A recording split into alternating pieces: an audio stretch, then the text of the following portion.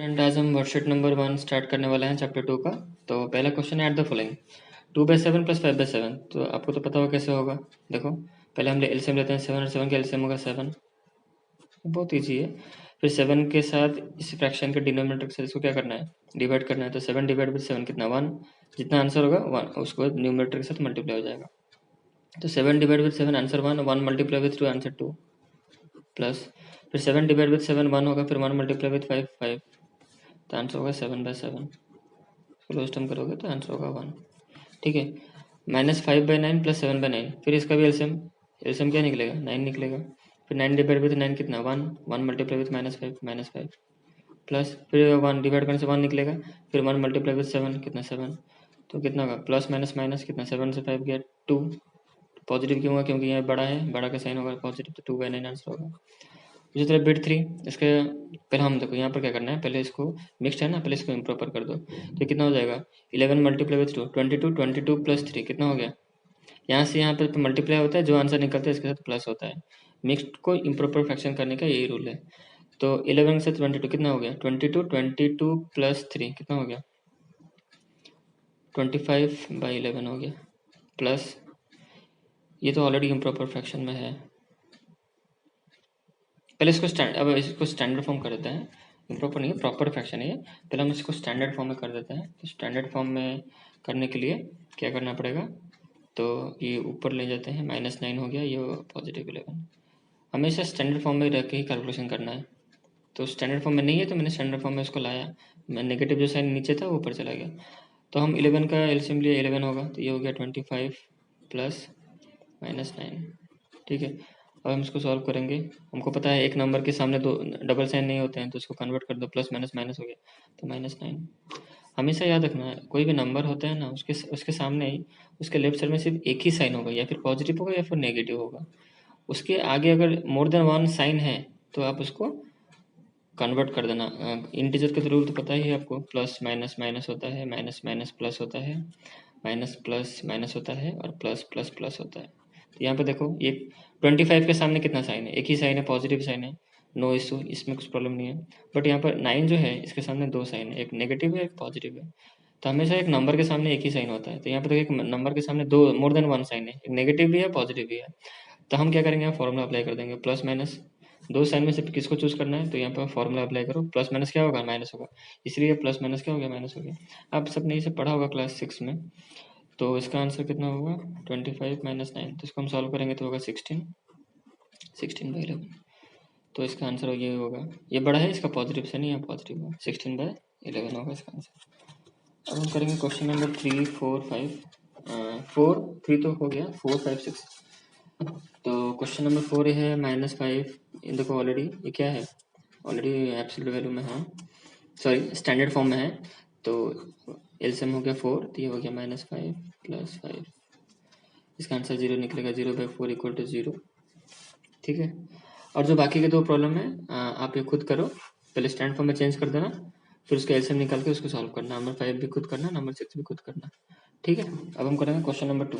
Find the value 4/9 + 7/4। उसी तरह 9 और 4 का एलसीएम ले लो, कितना हो जाएगा, 36। ठीक है। अब क्या करना है, 36 का तो 9 डिवाइड करना है, जो आंसर निकलेगा उसको न्यूमरेटर के साथ मल्टीप्लाई कर देना है। तो 36 डिवाइड विथ 9 आंसर होगा 4, 4 मल्टीप्लाई विथ 4 कितना, 16 प्लस। फिर 36 डिवाइड विथ 4 कितना, 9 हुआ, 9 मल्टीप्लाई विथ 7 63 हो गया। तो इसका सॉल्व करोगे, पहले यूनिट डिजिट प्लस करो, 3 इस नंबर के यूनिट प्लेस पे क्या है, 3 है, इस नंबर के यूनिट प्लेस पे क्या है, 6 है। तो 3 6 कितना, 9 हो गया।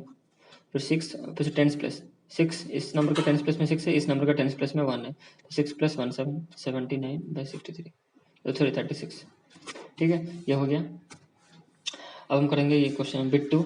तो देखो, पर चेक कर लेना स्टैंडर्ड फॉर्म में है कि नहीं है, स्टैंडर्ड फॉर्म में। तो एलसीएम ले लो, 11 और 4 का एलसीएम होगा 44। फिर 44 डिवाइड विथ 11 कितना, 4, 4 मल्टीप्लाई विद मल्टीप्लाई करना ऊपर से न्यूमरेटर के साथ। तो 44 डिवाइड विथ 11 4 हो गया, 4 मल्टीप्लाई विथ -7 तो -28 हो गया प्लस। फिर 44 डिवाइड विथ 4 11 हो गया, 11 मल्टीप्लाई विथ 1 11। अब इसको सॉल्व करेंगे तो प्लस माइनस माइनस, 8 में से 1 कमा 7, 2 में से 1 कमा 1, तो बड़ा ये है नेगेटिव, तो -17/44। उसी तरह बिट 3 भी आपको करना है, बिट 3 बिट 4 बिट 5 बिट 6 आप खुद करो। बहुत ईजी है, आसानी से कर पाओगे।